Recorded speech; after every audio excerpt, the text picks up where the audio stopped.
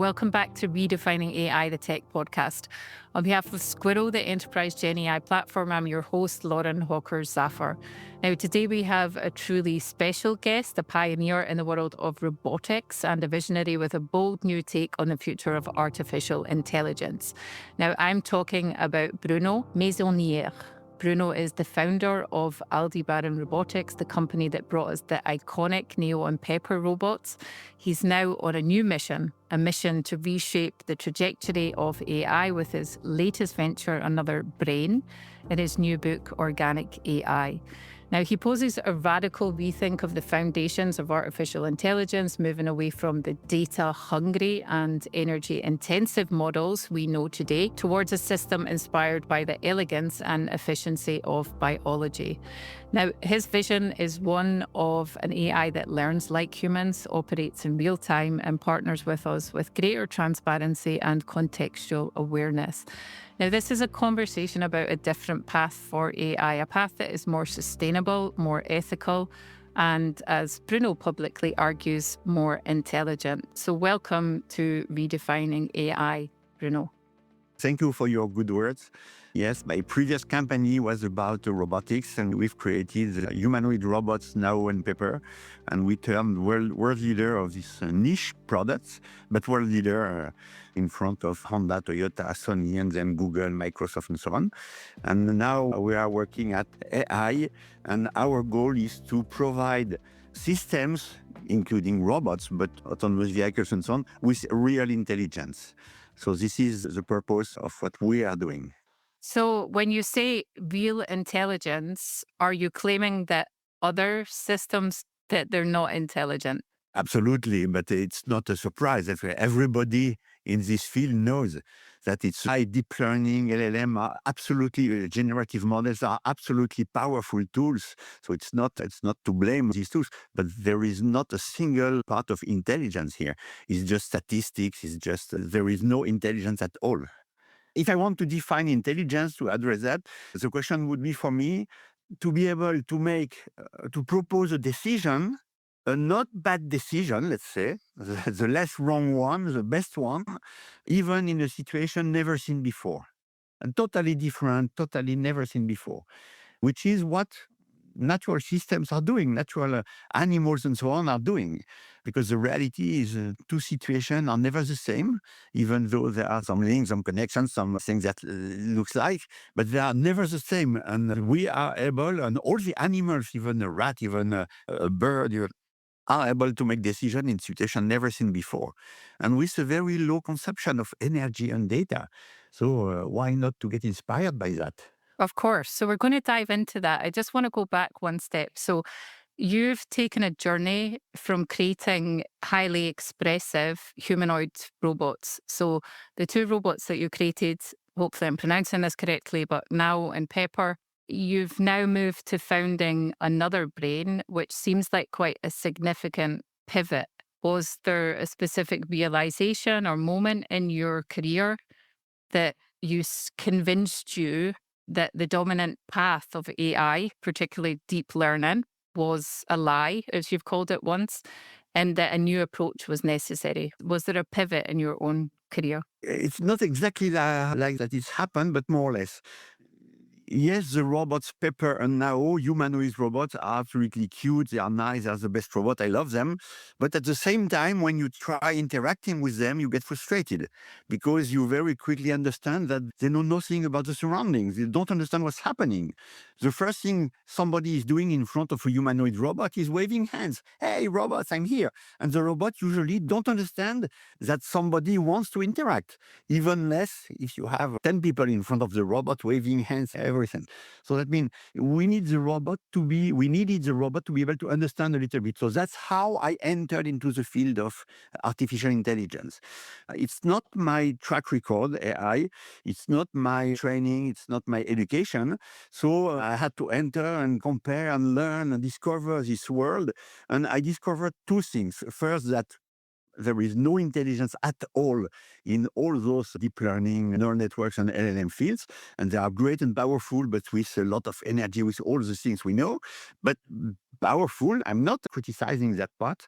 So the first thing was this one. And the second one is that I discovered that actually, opposite to what everybody think, we know a lot about the brain and intelligence, how it works. We know a lot. And what is missing is not quantity of data and publication, but it's a framework to understand more or less how to put them together. And to highlight that, I will give you an example. In the 19th century, there were millions and millions of people dying from contagious diseases, pneumonia, syphilis, or many millions and millions. And for each one, they tried to put people in the mountains to have a high altitude and so on. For others, so they tried many things, but we didn't succeed. We didn't understand till understanding that all these illnesses, sorry for my English, but all these illnesses were coming from the bacteria. There were bacteria illnesses. And then they discovered how to kill the bacteria, and poof, immediately all those illnesses disappeared. So the question is sometimes to have the right point of view, the right framework to understand what is happening. And on the brain intelligence, you have millions of scientific publications. So the question is, out of this mess of publication, some of them are wrong, some of them have different approaches, those are not telling the same results. So how to understand what we have to do? So the question is this one. So much more than so we know a lot of things, and we know far enough to replicate the brain. Okay, that was going to be one of my questions, Bruno. So I think that the concept of brain-inspired AI is not necessarily a new one, but it has faced criticism. It's faced criticism in the sense that a lot of people do claim that basing AI on something that is inspired by the brain is possibly an incomplete understanding because there is an incomplete understanding of the brain.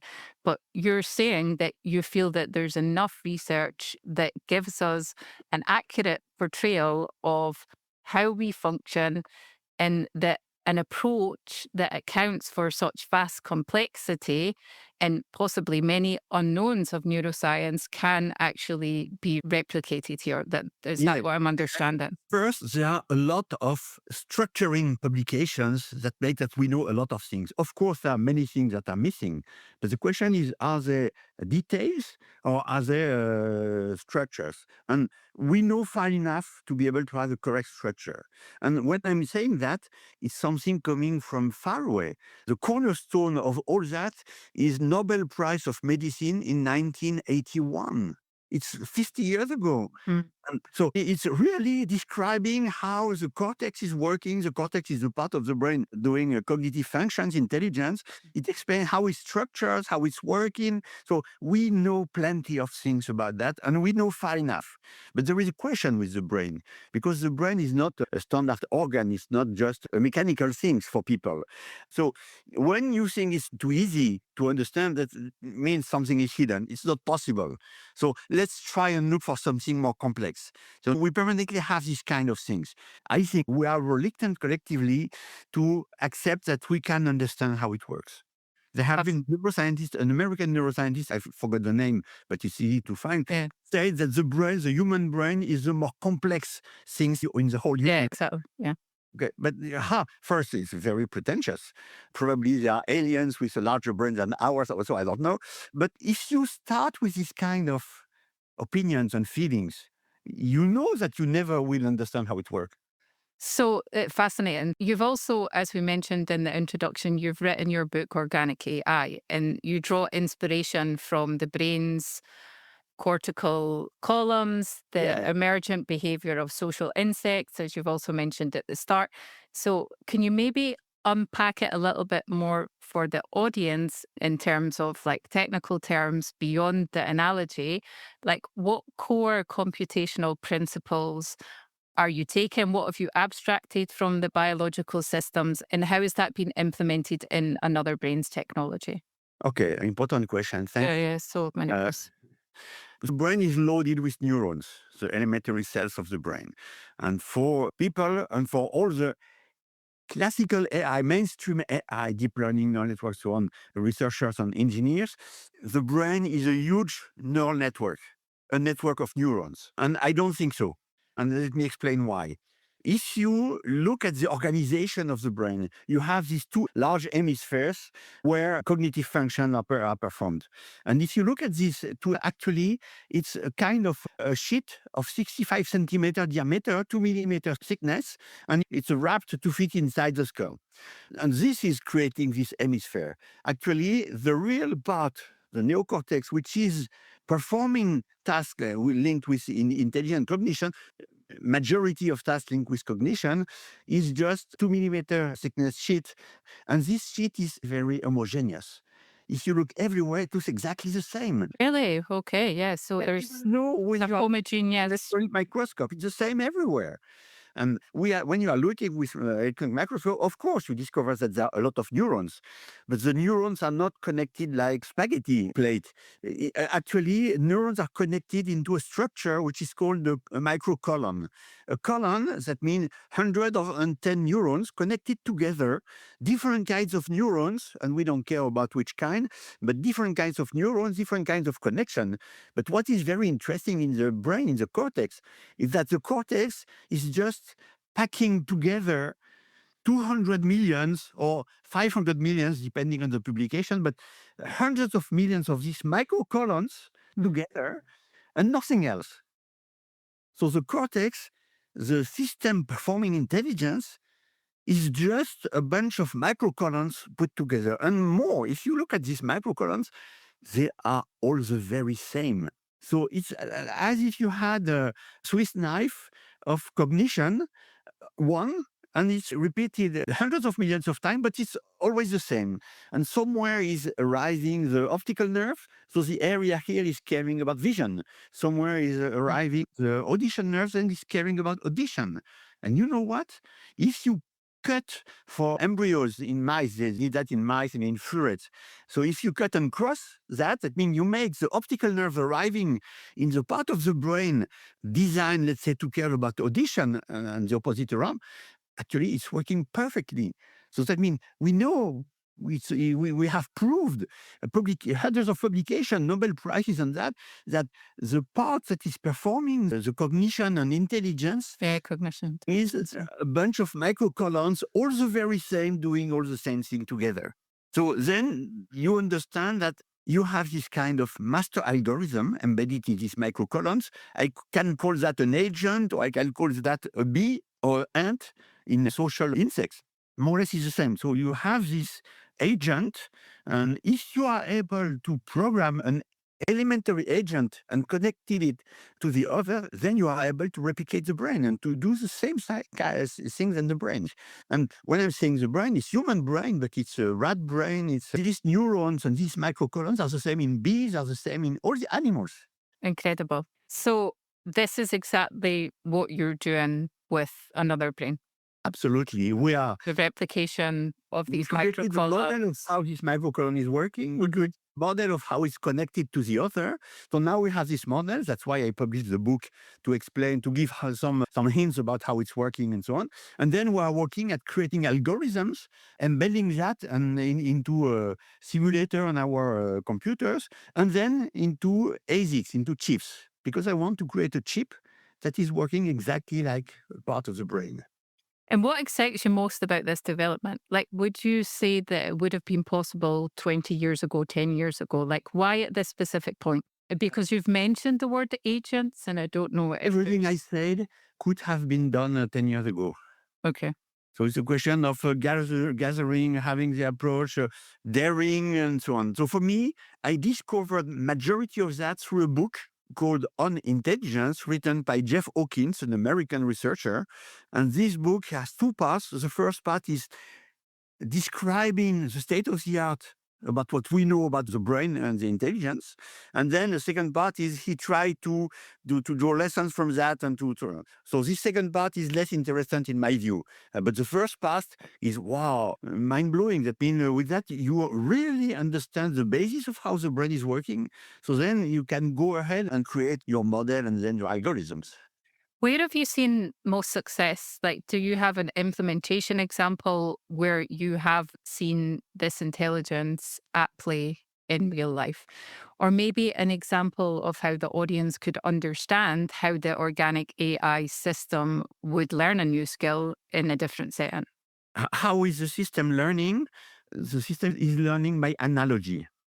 That means it's not because the system will have be trained under hundreds of thousands of situations, but it's just if you have even 100 situations in your system that have been used to train your system, then you have a new one coming. And the question is, to which one is it closest? So even if it has nothing to do, but he will understand from which one it is closest. So at the beginning, when you have very few examples, experience, then it will be wrong, it will be approximate, it won't be great. And the more you will have experiences, the more accurate it will be.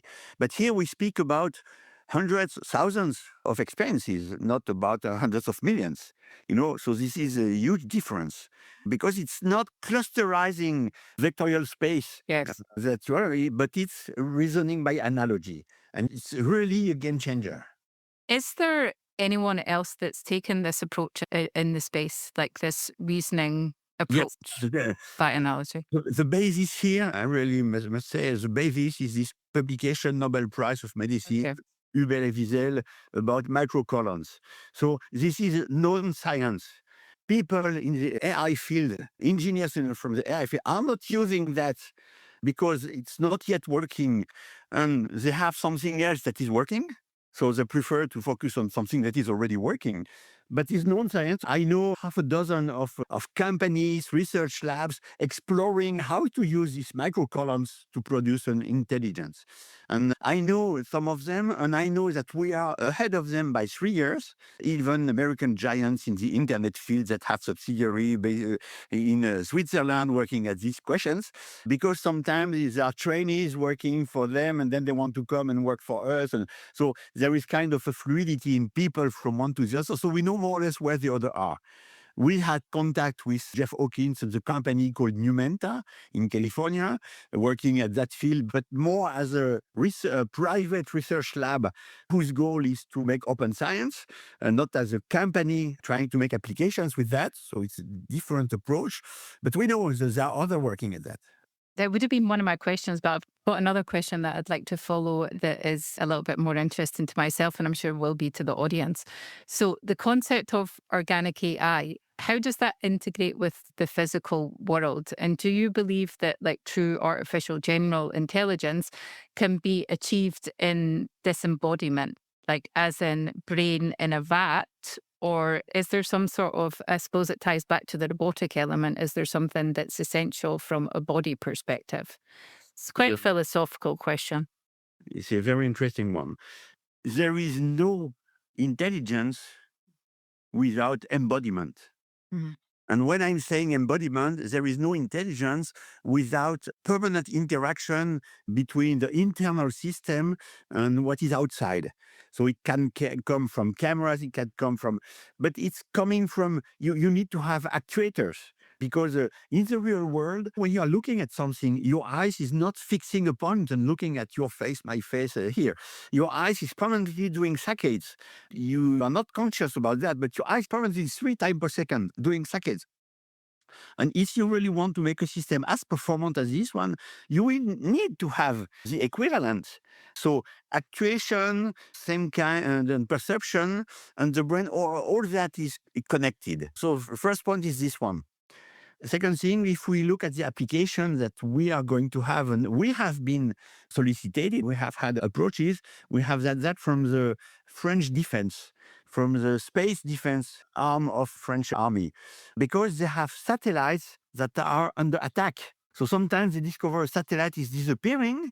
What's happening is they made analysis, and few months later or few weeks later, they know what happened, but it's far too late. So they would like to have a system that will be able to, alone, without everybody teaching him the situation and so on, detect that something is strange is happening and this is what is getting to happen, and react by itself as properly as possible. So the question is our system able to do that, and even more in an embedded AI. That means it has to consume a fraction of a watt. And doing at the same time the learning of the situation and analysis and so on. And the answer is yes. Our system has that in perspective when it will be ready and finished, which is not the case. Actually, nowadays we are finalizing a demonstrator. So that means we already have things working, and we presented that to our board last week. So we have a first version of things that is demonstrating that we are able to make real-time learning. And I'm Excellent. thinking about the real-time learning because no AI system, nor LLM generative models or deep learning are able to do Yeah. real-time learning. So we are able to do real-time learning. We are able to learn with very few data, speaking in tens or in hundreds, but nothing more, which is a game changer towards the other. And we already have demonstrators. So that means we are close to having finished what we are developing. Wonderfully impressive. So the last point I want to touch upon before we move our conversation to the end is, you know, organic AI is posed as maybe a more frugal alternative, as mentioned at the start, like making sure that there's an emphasis on sustainability, less costs, observability. What's the comparison, just so that people can understand? If we were to quantify maybe like an approach to training an LLM to this, Yeah. what's the quantifiable analysis there? There have been analyses by the MIT, so there are published results. So the cost of training a neural network is around megawatts for the training phase. If you speak about LLM, it's about tens of megawatts. So we are speaking about another world. And then once you have your neural networks ready, then you need to make it running on a chip. So usually you have this NVIDIA chip, and here the comparison, the power budget is between 20 and 100 watts. So to give you an order of magnitude. And our system is consuming a fraction of Oh, a watt, something like that, doing all these two phases, everything together. wow. When I'm saying that, it's not magic. We have an electronic engineer working with us. He is now 70 more years old. And he used to work in image processing, and he used to design chips. And he used to work in image processing based on replicating and mimicking how nature is doing, from the eye to the cortex. So now we know that the cortex is working in the visual field the same way than in other fields. Wow, we have something. So it's a kind of a basis on top of which we build our system. And he used to produce chips working in this way, dedicated to vision and BAP. And his chips were 0.1 watts consumption. So that means I have a reference about what we are doing now and what it will consume later on.